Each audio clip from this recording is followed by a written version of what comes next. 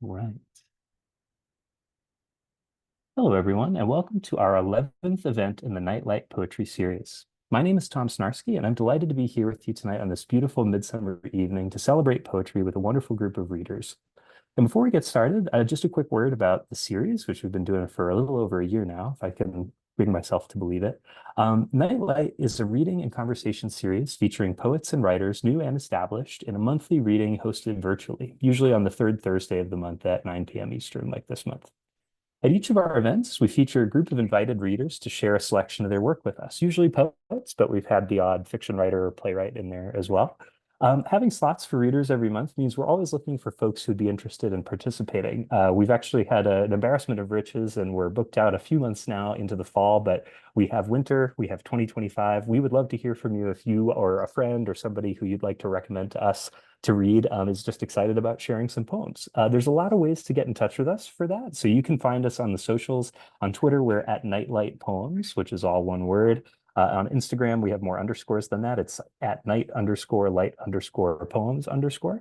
You're also just welcome to get in touch with me directly. You can send me a DM at Tom Snarsky on Twitter, Instagram, or Blue Sky, because they have DMs now. Or you can just email me at tomsnarsky@gmail.com. I'd love to hear from you. And that's been the number one way that we've gotten some excited folks who have wanted to share some reading and poetry with us. So feel free to reach out and get in touch about doing that. Now, without any further ado, you've heard plenty from me about the series, but I'm very excited to get things rolling on this beautiful July night with introducing our first reader of the evening, who is an old friend of Nightlight, and before that, when we were called Performance Anxiety, same deal. This reader has been with us for the long haul, and we're very, very, very glad to have her back in Sara Matson. Sara Matson is a poet in Chicago. Her work can be found in Kicking Your Ass, Bone.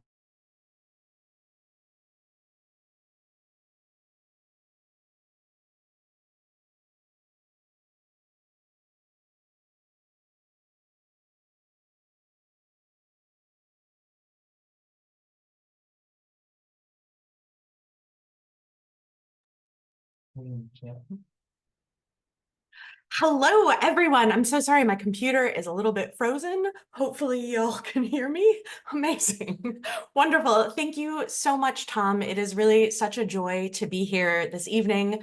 Adrian, Megan, James, and Kelly, it's such a joy to share this stage with you, and I'm really grateful. I'd like to start out with my latest chapbook. This is called Women in STEM. STEM is science, technology, engineering, and mathematics. And this book of poetry is inspired by women who have been overlooked in these fields merely because of being women. So I would like to start out with a poem inspired by Maria Sabia Marian. She is a German entomologist and scientific illustrator. She's the first woman to ever document the life stages of insects, and 3 butterflies have been named after her. I just think that's kind of cool. So I would like to start with this poem called Sketchy Lady. Holding the secrets to life between knotted shoulders, women know. Metamorphose like an exquisite painting trapped between dust mites or furrowed brow. I remain a watercolor etch, engraved like a whisper into the small of my lover's back. Peculiar nourishment from flower bodies, gliding scientific curiosity across pages like creamy moon-drenched skies. I remain an illustrated account to my own experience, each stage of development chemically flushed by emotion or summoned by czar, how insectile physiology, bohemian family business, is painted across Deutschmarks. I never saw but always knew copperplace inclusion in birth, making birth, taking birth, starving birth, giving birth. Change the language, mud tells all. I remain engraved and born of dirt, drawn with plum-stained nostrils and lovely pearls refracting unclean containment. Development versus origin, copper tongues, seismic rhythm, it all screams sculptural ideology. Decay, cyclical debate, it all screams exquisite.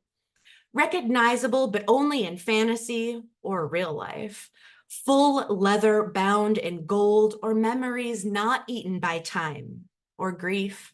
Guilty edges of the zoological shave down finds me etched like a metal kiss.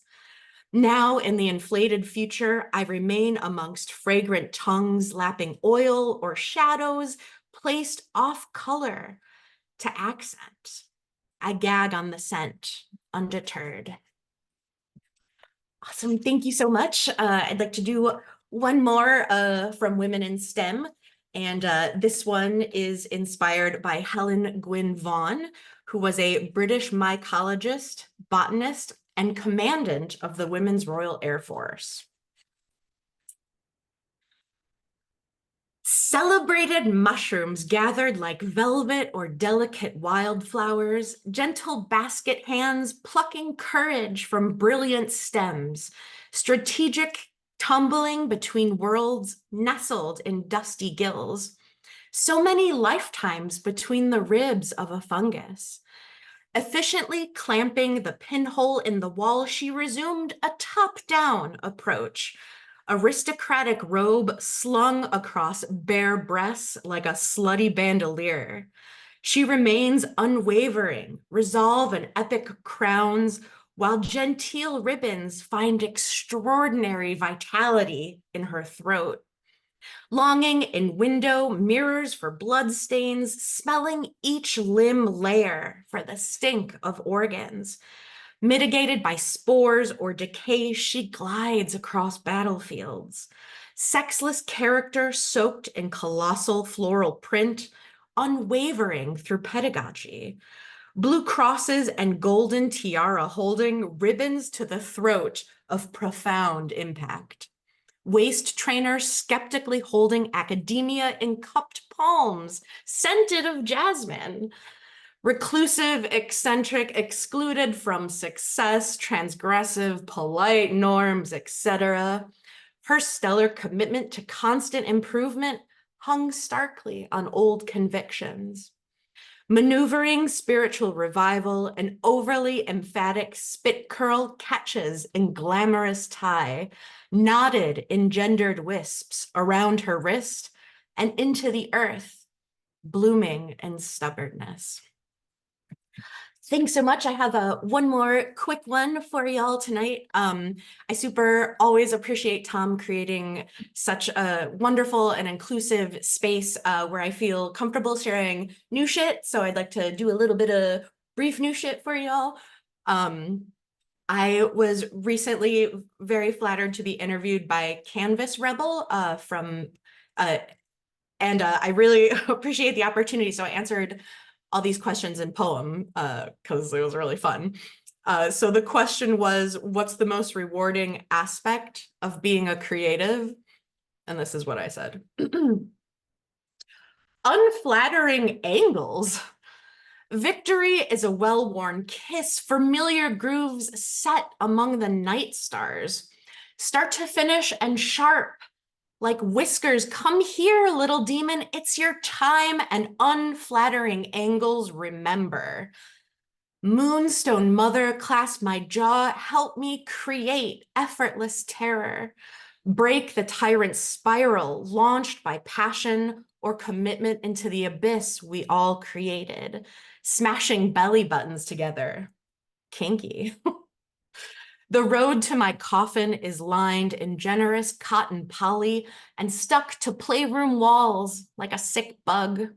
Gentle suction in a summer windmill. What an endless delight. Thank you so very much. I am Sara Matson. Thank you very much for having me back, Tom. I really appreciate you.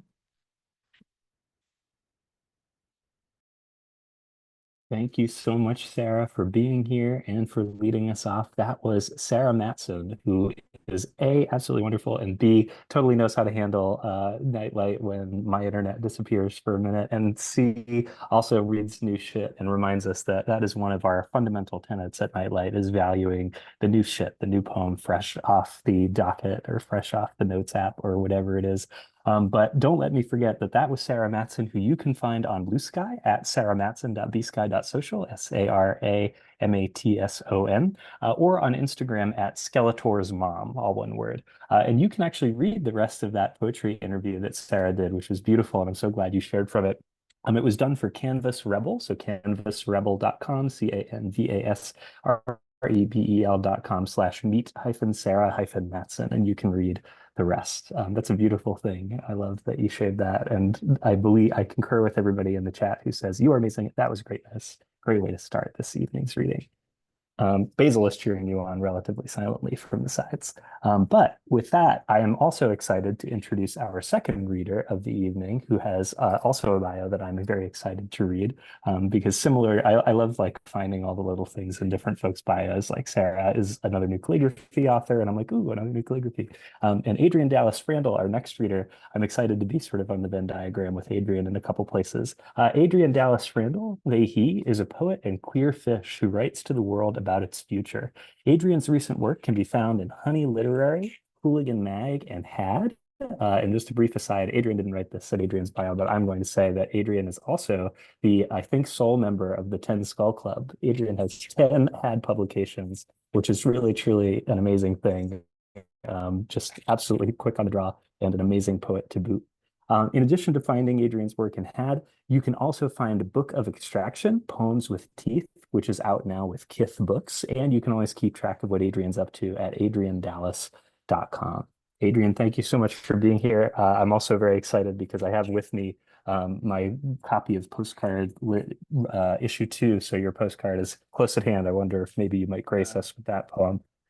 Take it away. Amazing. Yes, that is on the docket. Yeah, thank you, Tom. It's so exciting to be here and read with everyone. And Sara, that was so incredible.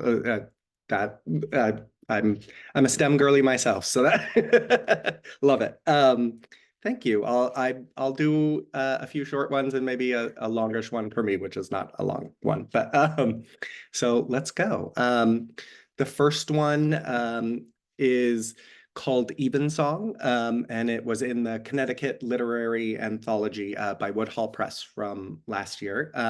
But I just felt like on this nice summer evening, do a little invocation here, Evensong. It's an elegant sycophant, that skiamaki of ash can and bong flicker on brick. The wicker sweeper dangles and inverts the room with bristle skirt, its reeded plume. Fire not in place, smokeless, consumes the cold surroundings, a ravaging absence of heat, astonishment of ashes that were never ours to bestow, earned vase, if I'd wanted to take it all back, the whole room, the totality of vision, even so. Just a little song to get us going.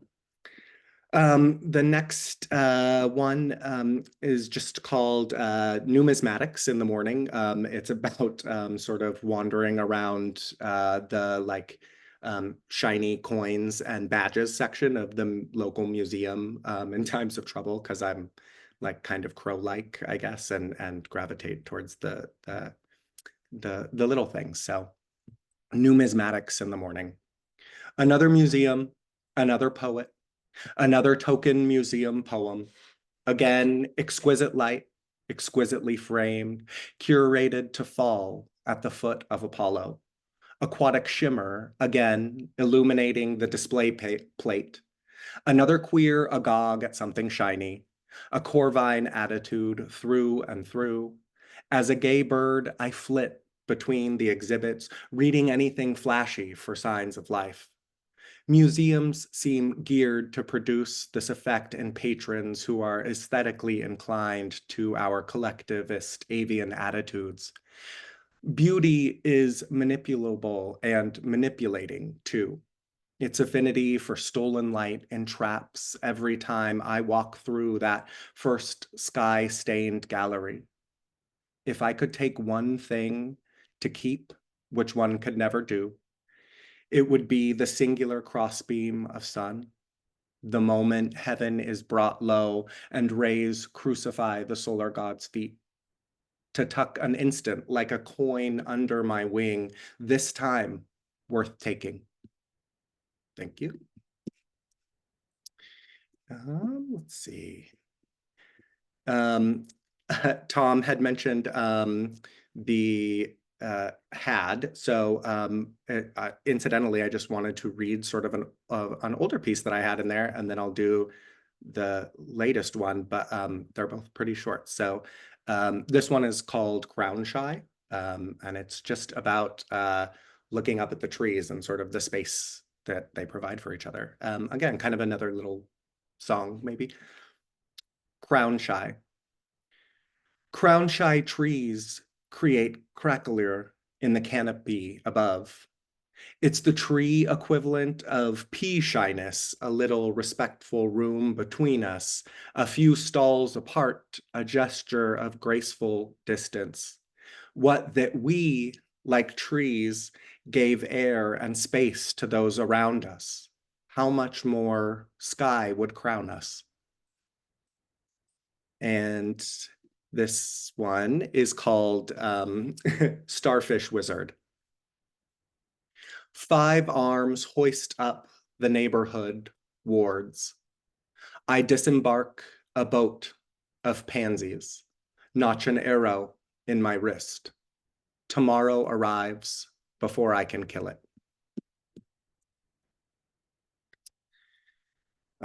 Let's see. Oh, I'll just do one short one from the postcard that Tom mentioned. If you go to Postcard Lit, it's this really cool project where you can send all of these very cool poems from a slate of awesome poets, and write your own little message on one side and send the postcard in the mail on the other side. This one is called Comma Tongue. And I was thinking about all of the things, thinking too much about punctuation and all of the things that a comma and a tongue share in common and can do for one. So comma, tongue. Knelling, parsing speech, air rung when split, sound breaks in its waves, curls back upon it. My voice sprung from its tip, then stamped in air, parceled, coined discursive currency, gilded, cleft like a snake's, stricken and cat-taken, locked between my lover's lips, bloodied when bitten, best held so's not proven the fool, beheld as guardian to my soul, my strip of flesh, slip of breath, slip of pen on page, a second's breath, the interval between one lifted note's little death, one's life, mine, and the next. And inspired, I'll do just one more little short one, inspired by Sarah's new shit. I always in it, let's bring something out that came out of the notebook this morning.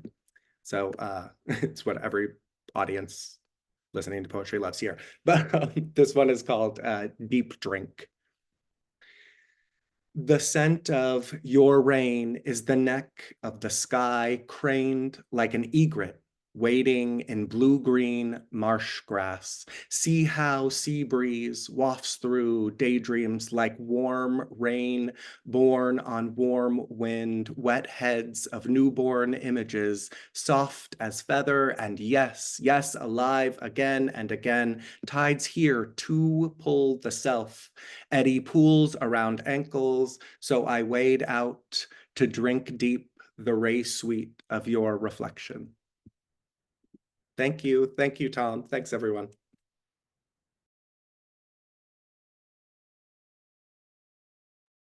Wow, thank you so much, Adrian, for that incredible, beautiful, beguiling music. That was Adrian Dallas Frandle, who you can find on the socials in various places at Adrian F on Twitter and at A Frandle on Instagram. Adrian is going to be focusing on a new thesis manuscript for the next few months, but all current work is available at adriandallas.com, ADRIANDALLAS.com, and also strongly recommend, for totally unbiased reasons, that you check out Postcard Lit. David Wojciechowski does amazing things to edit it, to make all the art for all of the postcards, which are really divine. And issue 2 is just out, including that wonderful poem of Adrian's that you heard. Oof, cool. Wow. I love reaching the middle of a reading because I'm like riding the high and I get to introduce another poet who will be our keystone poet for the evening, right in the middle of the order. Someone I'm very, very delighted has agreed to join us tonight. And I'm excited to hear their work for the first time tonight. That is Megan Merchant. Megan Merchant, she, her, is the owner of Shiversong, www.shiversong.com, and holds an MFA degree in International Creative Writing from UNLV. She's a visual artist and the author of 4 full-length poetry collections, with 2 more forthcoming. She recently won the New American Poetry Prize. She's the editor of Pyrene's Fountain, Pirenes Fountain, and you can find her poetry and artwork at meganmerchant.wix.com/poet. Megan, thank you for being here. I'm so excited to hear what you're going to read. The floor is yours.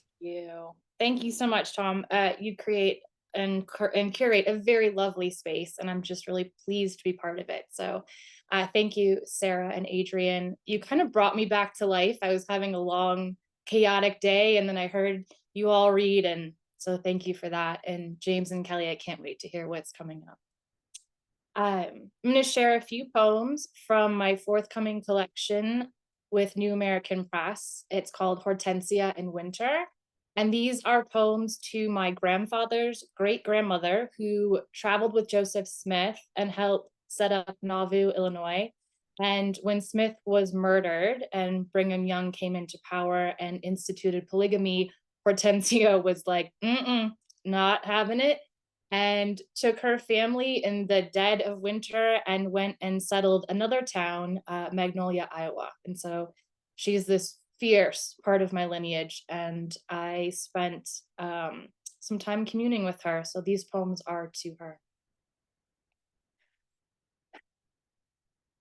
Dear Hortensia, did they bring a cat into the corner of the room when you were birthed to teach you how to clamp down complaint?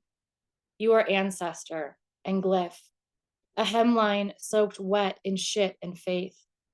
I wind a thread around my finger until it numbs to try and understand what it must have been like. The feral winter, a crown of unanswered prayers, emptiness unkempt. To dream of apples and grow thin on nothing but God. To have the passion in the rooms of your body more rabid than hunger. You should know, the coyotes yip your name here in dark. They are applying for sainthood.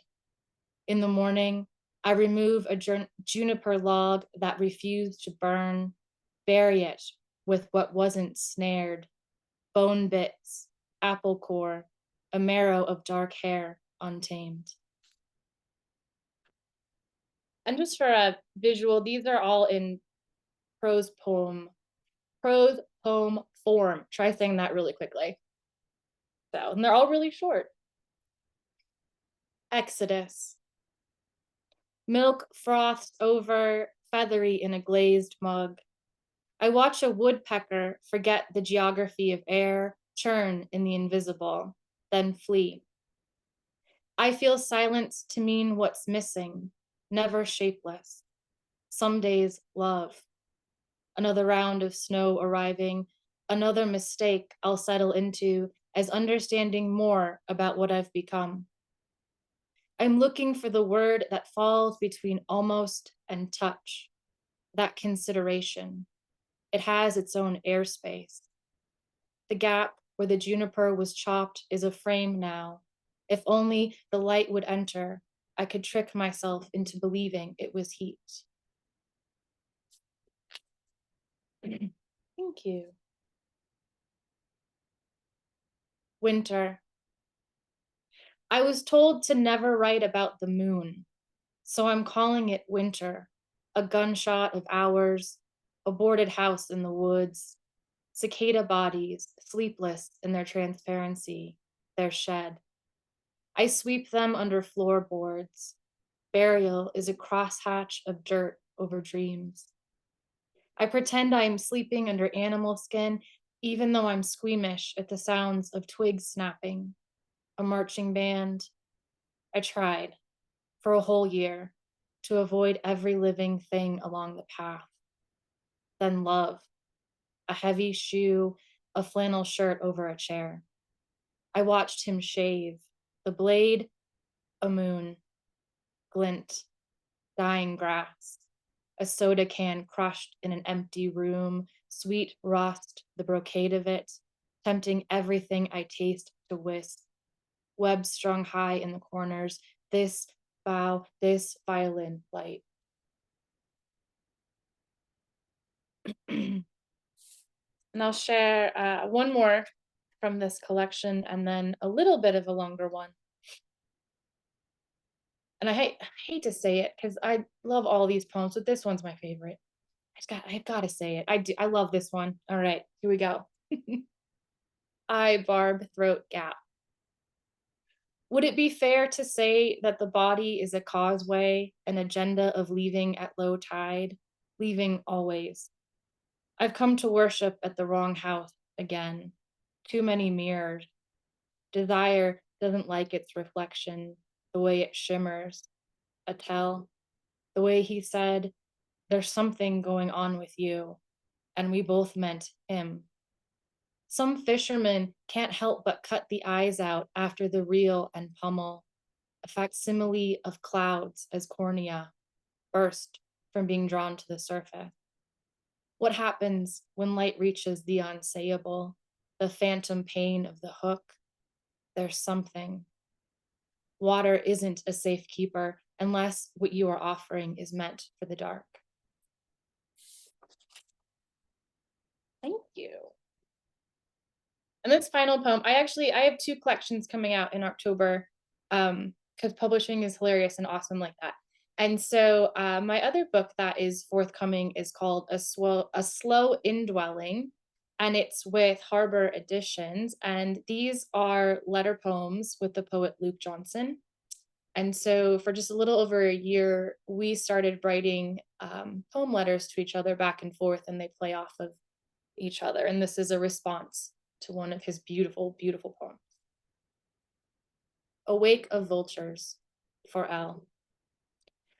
A housefly lives for 28 days. One swirls our kitchen. My son tries to chopstick its paper wings while it rains. I've given you so many moments in these poems.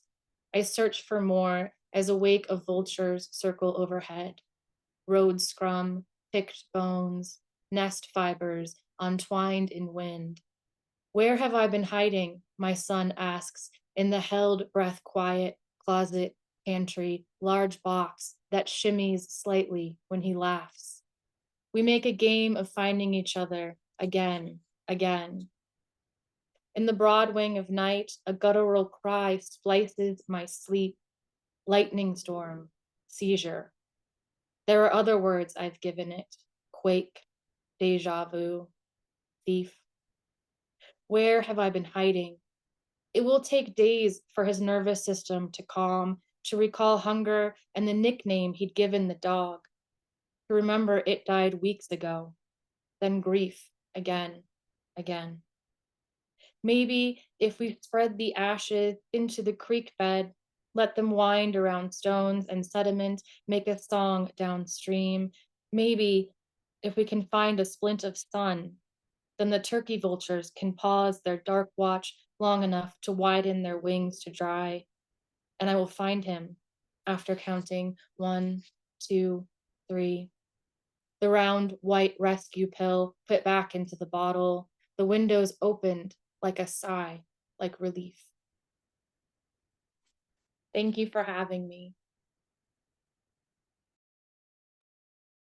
Thank you so much, Megan, for that incredible music. And I think you said at the beginning that Sara and Adrian brought you back to life, and I've been feeling exactly the same way. This is a beautiful, invigorating first half of our reading order. And you just heard Megan Merchant, who you can find on the socials at Megan Merchant Poet. Meganmecrantpoet.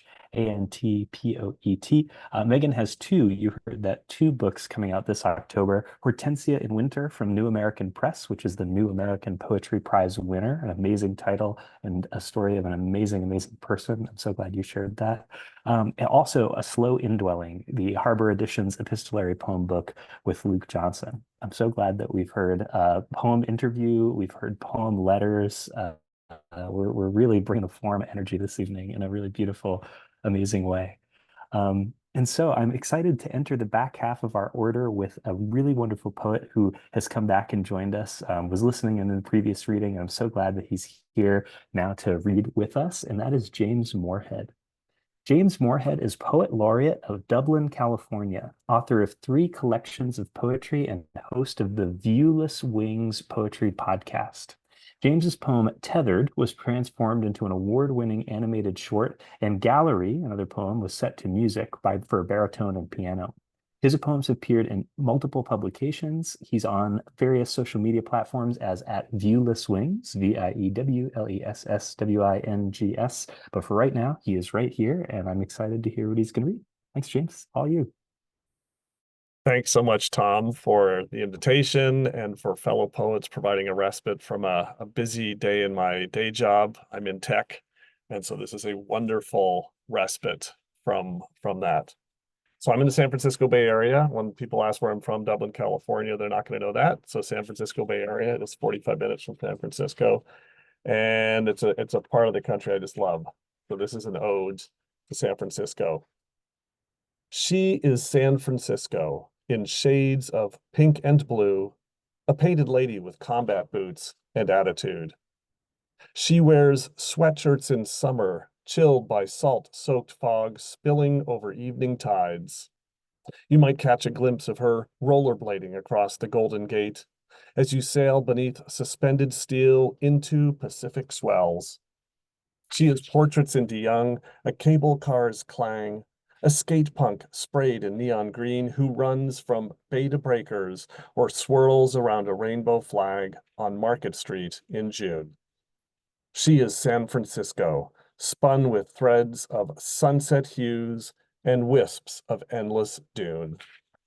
That's from my most recent book, Plague Doctor, not about the pandemic. All right, my second reading is going to be the poem that was turned into an animated short film by an extraordinary animator director in Milan, Italy. And it's from my first book, Canvas. Tethered.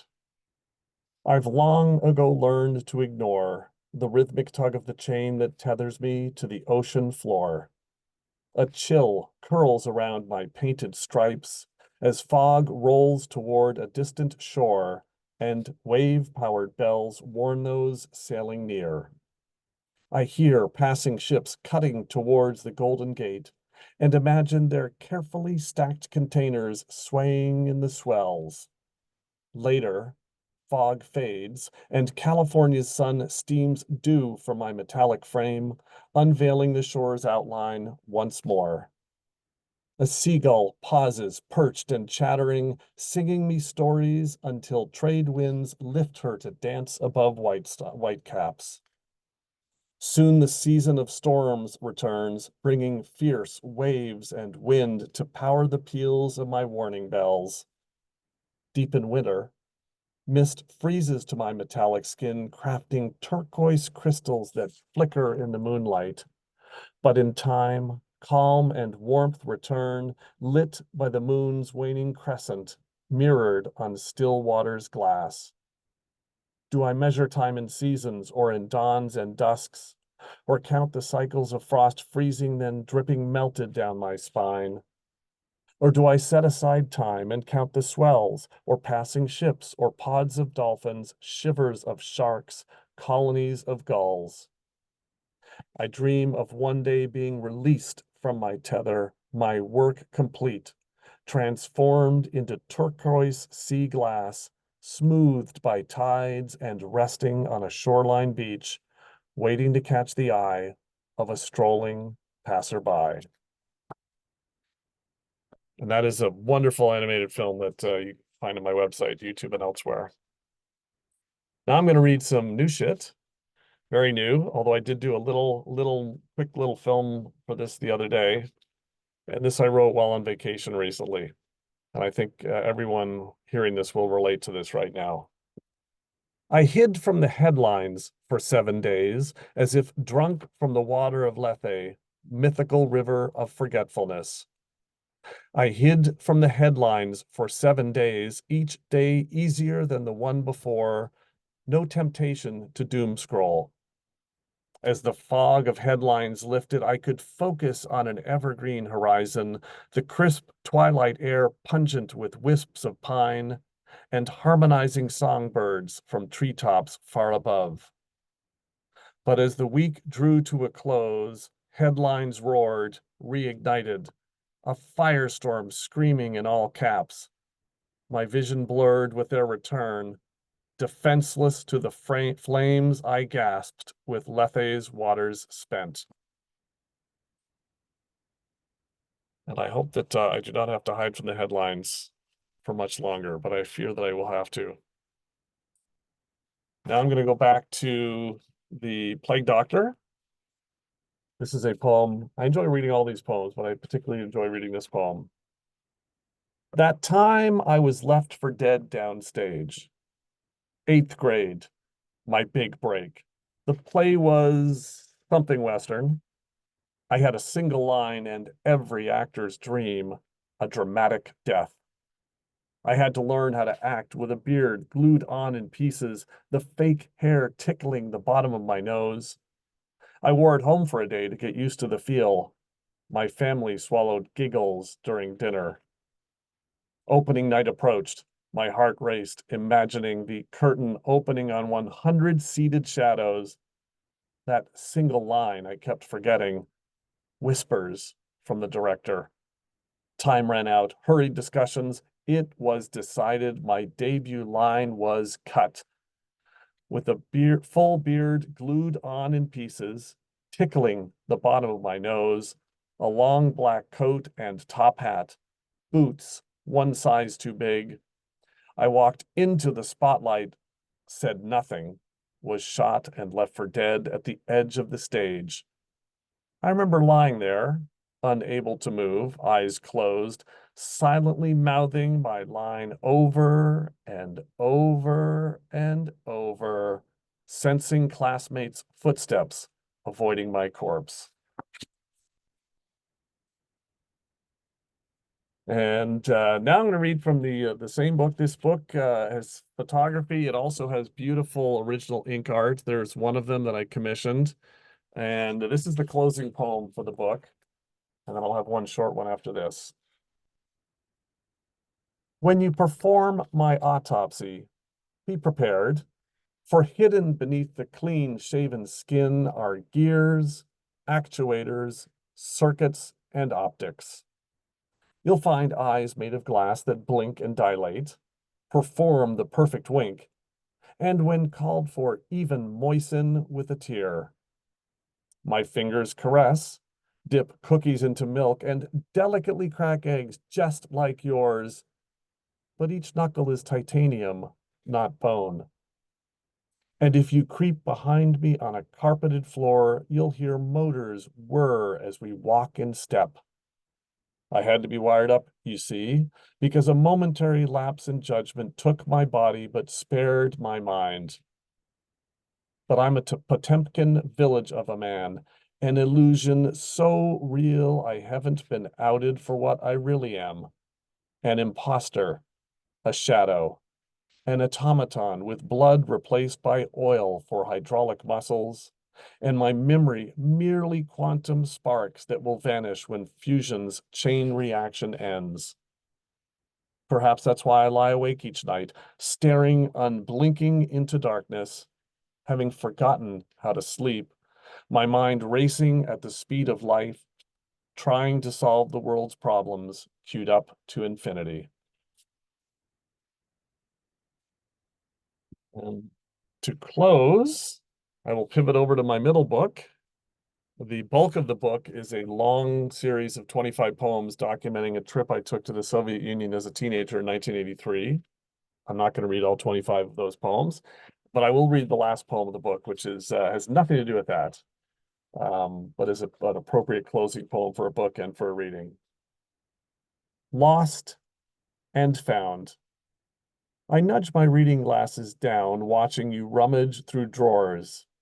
My glasses. Where did I leave my glasses? You repeat to yourself, hoping for an answer. I quietly observe this well-scripted, tightly performed scene on the family room stage. As your fingers fumble until, in exasperation, you set down your book and walk away.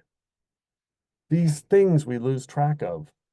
A puzzle piece clinging to a sweaty forearm, an unpaid bill, the anniversary card bought last week, a ring of keys all tucked away too safely.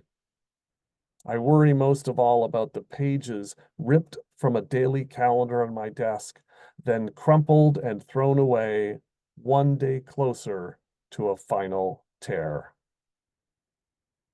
Thank you so much. Thank you so much, James, for being here. As somebody who is also really obsessed with performance, despite having no talent for it, and also as somebody who's colorblind but loves color words, it was a real pleasure to hear the colors in those poems, the theatrics in those poems. Thank you for being here and for sharing that work. And that was James Morehead, who you can find on various platforms, Instagram, Threads, YouTube at Viewless Wings, Viewlesswings. Also, Viewless Wings Poetry Podcast and James's website can be found at viewlesswings.com. So keep an eye out for the podcast. All these beautiful adaptations. Again, you heard poems like James mentioned, poems animated, poems set to music. We are really, truly doing the most with poems tonight, and I'm so, so glad that y'all are here.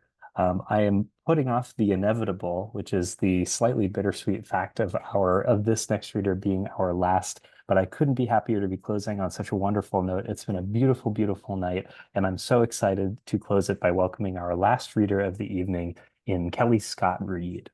Kellie Scott-Reed is the acting editor-in-chief of Roi Fainéant Press and the host of A Word, where she interviews writers, artists, and creatives from around the world.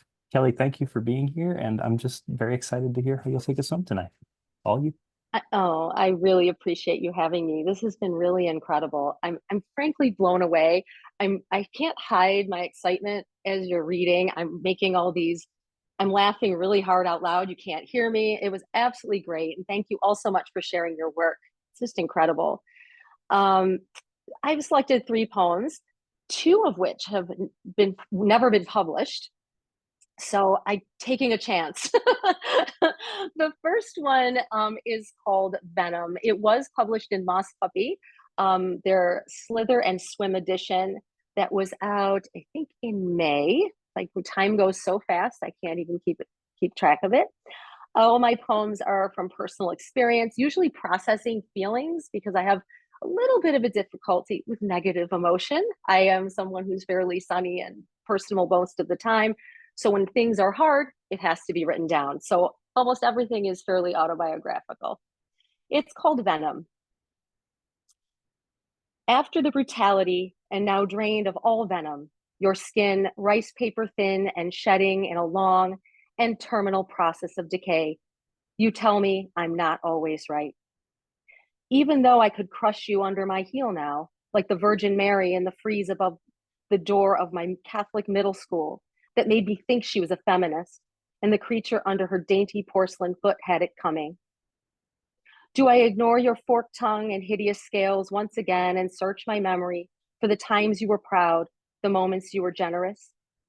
When you put away your fangs, forever this time, with the drink? I could rationalize and squirm my way under the dark, wet rock of forgiveness, but you'll show your colors soon enough. Black before red or red before yellow, I can't remember the rhyme. In a coiled and hissing rage, whiskey breath and devil-eyed? Or can I back away slowly, never turning my back, cutting off the source of my poison, remove the head, remove the danger? After all, your blood is cold as stone, runs through me too.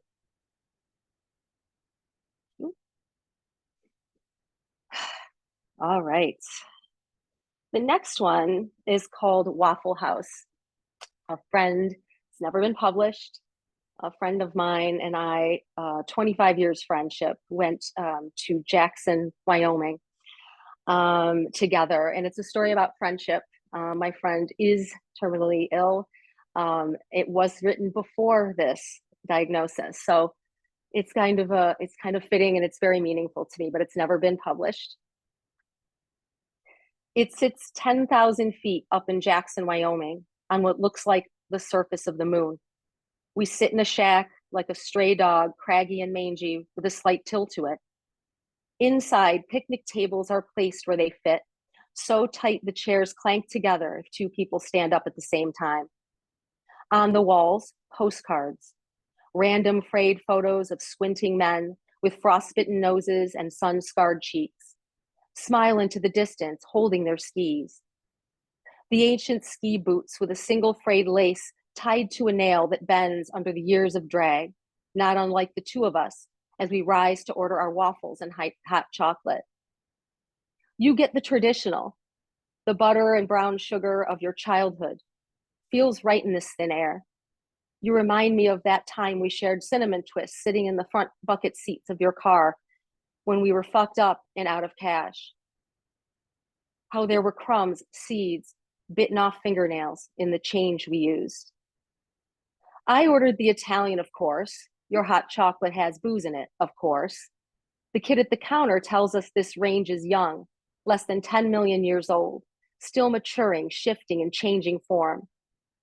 I marvel at the relativity of it all and attempt to sigh, but I have to pull the air in. My lungs are oars in an upstream. We share a table with strangers. You look put out, staring at the view from the dusty window. I tell you I feel like I'm in the old-timey saloon in the Old West. You add, we are in the West. The finality of the statement makes the strangers turn awkwardly to face the line that's formed out the door. Barely audible, I say, anyway. You point out the Nutella that's dotting my lower lip. I feel picked on.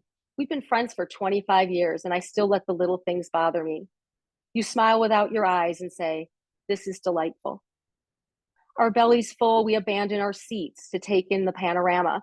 Higher than I've ever been in my life, I teeter on my feet, my balance challenged by the 1,000 tiny earthquakes happening underneath me. I look back at the shack. The things we make by hand, those things don't wear well. They unravel. The pictures we take fade.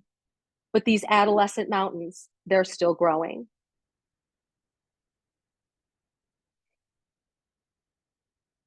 Thank you. And this is my favorite poem, if I can find it, in the whole world. It's called Canada Day. It was written kind of randomly and just put online. And I got tagged in a post from a podcaster for Modus Operandi. His name's Scott Cumming. He's from Scotland. I had no idea. I'd never heard of it. And he had read it aloud. So it was read aloud before it was ever published because it's never been. So let me go ahead and pick and bring it up. I'm sorry, there's a bit of a delay on that. Okay. One moment. Again, I apologize.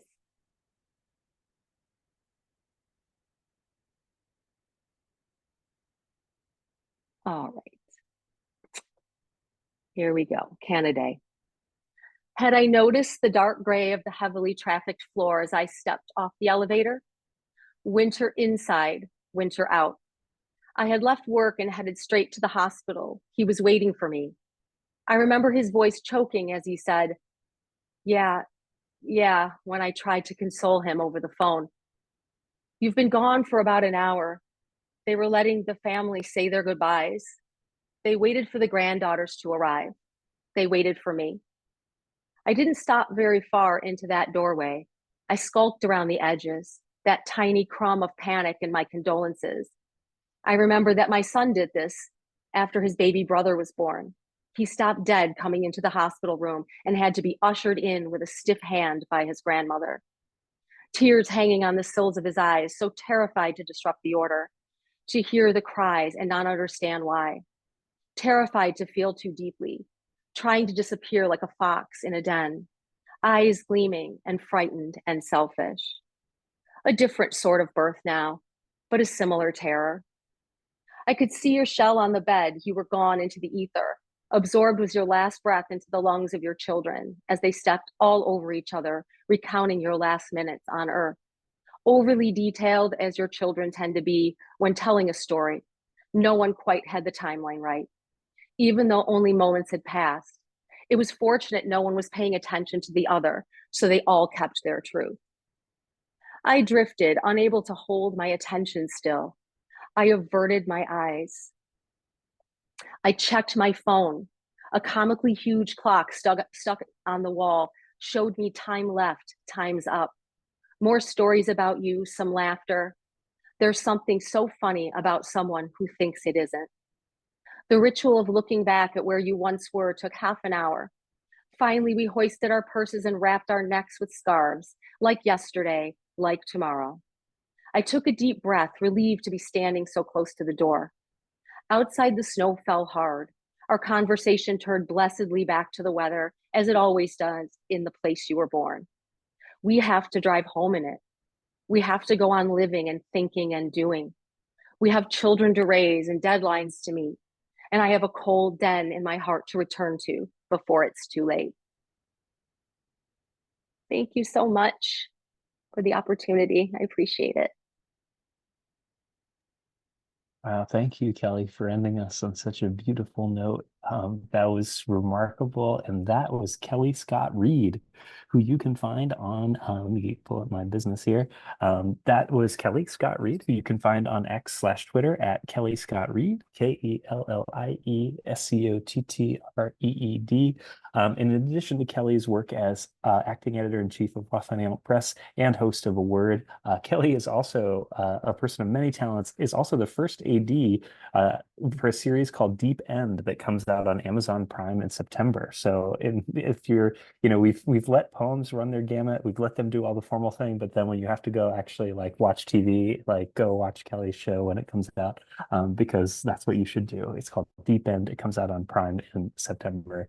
Wow, what a phenomenally multi-talented group you all are. What a phenomenal set of poems. I'm so glad that so many of you voiced that you brought your favorites, your favorite children, your favorite poems. I won't tell, but I was so glad to hear them. It was a really wonderful time. And so to close us out, which is again always a little bit of a bittersweet moment, but I think pretty triumphant given what you just heard.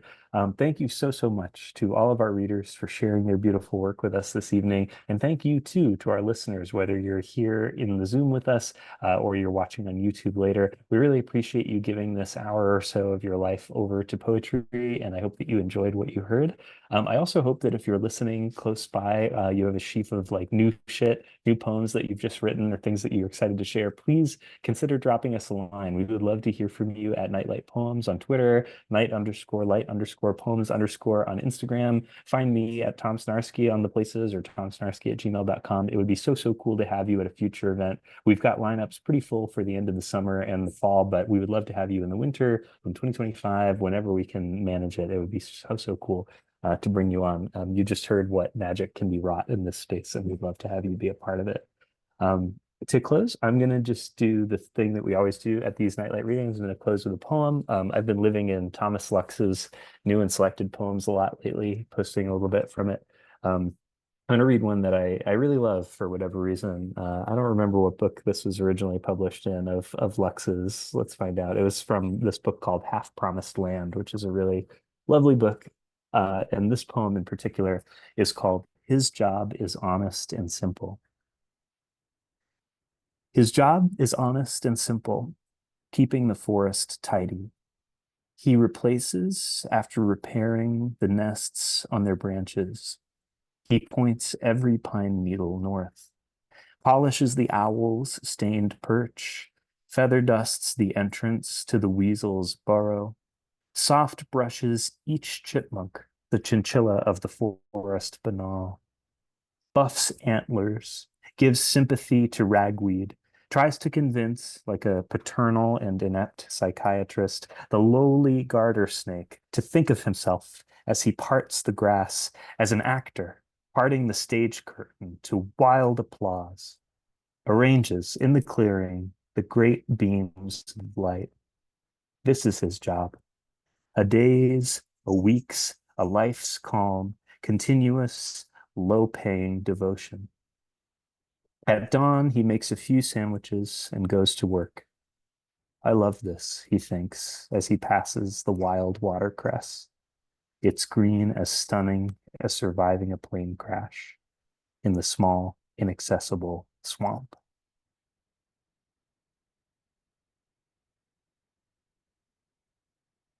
All right.